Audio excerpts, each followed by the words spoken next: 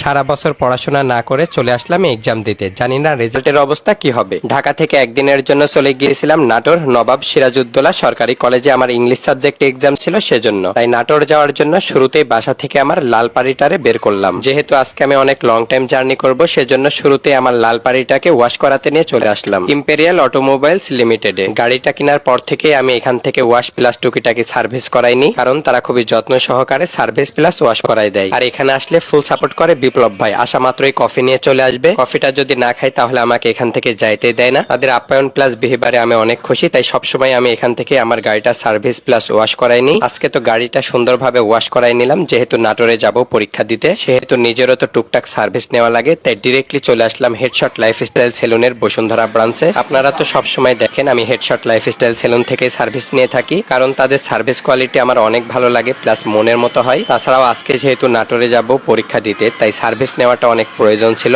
যাই হোক, আমার সার্ভিস নেওয়া শেষ, এখন নাটোরের উদ্দেশ্যে রওনা দেওয়া লাগবে। তাই একটা রেস্টুরেন্টে এসে হালকার উপর ঝাপসা করে নাস্তা করে নিলাম, খাবারটা অনেক মজার ছিল। যাই হোক, খাওয়া দাওয়া শেষ করে আবারও রওনা দিয়ে দিলাম নাটোরে যাওয়ার উদ্দেশ্যে। একা একাই ড্রাইভ করে চলে আসলাম নাটোরে। এসেই তো রাস্তার মধ্যেই ফাইলটা রেডি করলাম। ফাইলটা রেডি করেই শুরুতেই চলে আসলাম নাটোরের আব্দুলপুর সরকারি কলেজে। আমি কিন্তু এই কলেজটাতেই পড়াশোনা করি, তবে আমাদের এক্সাম হবে নাটোর নবাব সিরাজউদ্দৌলা সরকারি কলেজে। তাই আমি আর হৃদয় বের হয়ে পড়লাম পরীক্ষা দিতে যাওয়ার উদ্দেশ্যে। যেহেতু আমাদের দুইজনেরই এক্সাম একসাথে ইংলিশ সাবজেক্টে, আল্লাহ ভালো জানে আজকের পরীক্ষায় পাশ করবো নাকি ফেল।